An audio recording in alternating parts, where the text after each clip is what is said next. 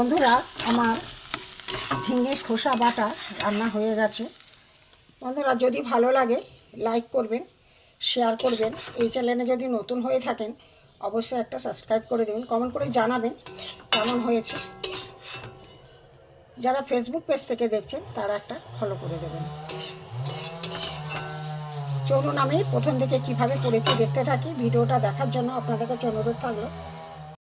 বন্ধুরা, GB variety থেকে আপনাদের স্বাগত। আজ আমি আর একটা নতুন রেসিপি নিয়ে এসেছি। দেখুন, এখানে যে ঝিঙে আছে, ঝিঙের খোসা দিয়ে আমি একটা রেসিপি করব। দেখুন, ঝিঙেগুলো আমি ছোট ছোট করে ঝিরঝিরে করে কেটে নেব। ঝিঙে দেখতে থাকুন। খোসাগুলো আমি ছোট ছোট করে কেটে নিয়েছি, ঝিঙের খোসা। এবার দেখতে থাকুন। হ্যালো বন্ধুরা, দেখুন এতে আমি কালো জিরে নিয়েছি, রসুন নিয়েছি আর কাঁচা লঙ্কা নিয়েছি। এখানে ঝিঙের খোসাগুলো ছোট ছোট করে কেটে নিয়েছি।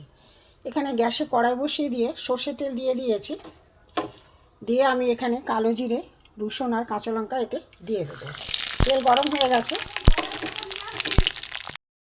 রসুন, কালো জিরে আর কাঁচা লঙ্কাটা একটু ভাজা হোক।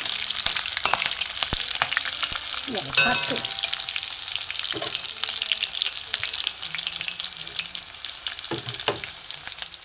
রসুন, কালো জিরে, কাঁচা লঙ্কা ভাজা হয়ে গেছে। ঝিঙের খোসাগুলো আমি দিয়ে দেবো। এটা একটু ভালো করে ভেজে নেব।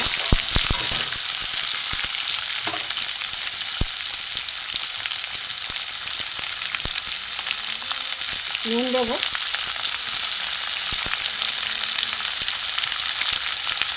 এটা ভালো করে আমি ভেজে নেব।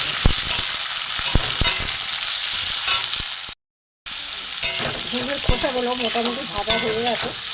বন্ধুরা, এবার আমি গ্যাসটা বন্ধ করে দেবো। ঠান্ডা হোক। ঠান্ডা হলে আমি মিক্সার জায়গায় এটাকে পেস্ট করে নেব। ঠান্ডা হোক। খোসা ভেজেছিলাম, এটা এখন ঠান্ডা হয়ে গেছে। আমি এই মিক্সার গ্রাইন্ডারে এটা পেস্ট করে নেব। ঝিঙে খোসা বাটা মিক্সিতে দিয়েছিলাম বন্ধুরা, দেখুন সুন্দর হয়েছে, পেস্ট হয়ে গেছে। এখানে আমি কড়াই বসিয়ে দিয়েছি। অল্প একটু তেল দিয়ে দেবো। তখন তেল দিয়ে ভেজেছিলাম, অল্প একটু তেল দিলাম। দিয়ে আমি এই এটা করা আছে, মিক্সারে পেস্ট করা আছে খোসাটা, এটা আমি দিয়ে দেবো।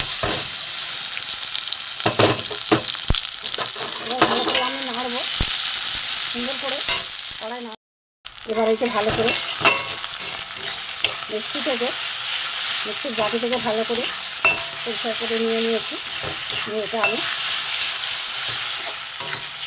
শুকনো করে ভেজে নেব। গরম ভাতে বন্ধুরা খুবই ভালো লাগে, বাচ্চা বড় সবারই ভালো লাগবে। বিশেষ কোনো উপকরণ নেই, দুটো উপকরণ দিয়েই